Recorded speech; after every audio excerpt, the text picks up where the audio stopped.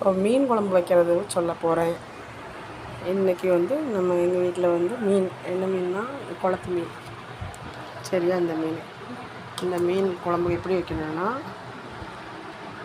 வெங்காயம் சின்ன வெங்காயம் ஒரு குத்து அள்ளி வெட்டி வச்சுக்கணும். தக்காளி எடுத்துக்கணும், மிளகாய் எடுத்துக்கணும், கருவேப்பிலை எடுத்துக்கணும்.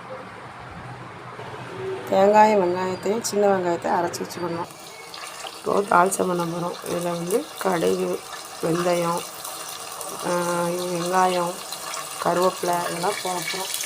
வெங்காயம், வெள்ளைப்பூடு, எண்ணெய் ஊற்றிருக்கோம், கருவேப்பிலைகளும் போட்டிருக்கோம். இப்போ வந்து வெந்தயத்தை போட போகிறோம்.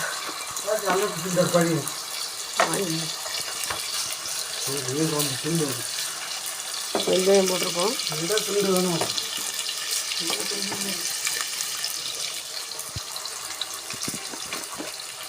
வெந்தயம் போடுவோம். கடுகு போடுவோம். நான் எடுக்கலாங்கன்னா கிடக்கும்.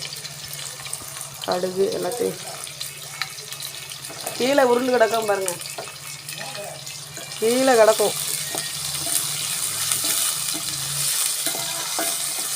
இது எல்லாத்தையும் போட்டு நல்லா பொன்னிறமாக வதக்கணும்.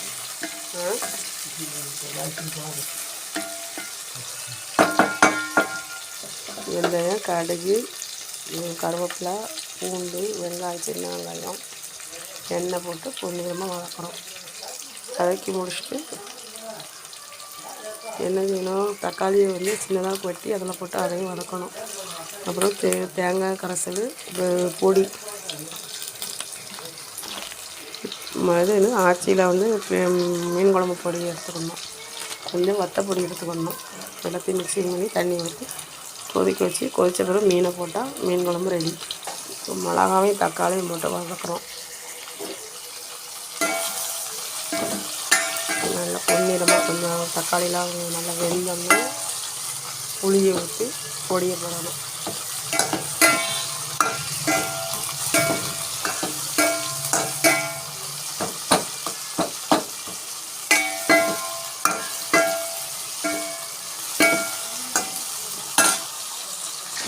புளியை கரைச்சி வச்சுருக்கிறோம். இந்த புளி தண்ணியை தூக்கி ஊற்ற வேண்டியதான். பொடி, வத்தப்பொடி, புளிக்குழம்பு பொடி, மீன் குழம்பு பொடி மூணையும் போட்டு விரவணும். எண்ணெயில் கொஞ்சம் இப்படி விரவிட்டு புளியை ஊற்றணும். இந்த குழம்புல என்னெல்லாம் இருக்குது தெரியுமா? எண்ணெய், கடுகு, வெந்தயம், மிளகா, சின்ன வெங்காயம், கருவேப்பிலை, பூண்டு, புளியை கரைச்சி வச்சு ஊற்றுனது, அப்புறம் தேங்காய், வெங்காயம் அரைச்ச விழுது இவ்வளவும் போட்டிருக்கு. இது நல்லா ஒரு சுற்று கொதித்து கொஞ்சம் நல்லா வத்துற மாதிரி சூழ்நிலையில் வர முடிச்சுல மீனை போட்டு கொதிக்க விடணும். மீன் போட்ட பிறகு கரண்டி எதுவுமே போடக்கூடாது, மீன் உடஞ்சிரும். அதனால் கொதிக்க வச்சு இறக்கிட்டோன்னா மீன் குழம்பு ரெடி. பாய்.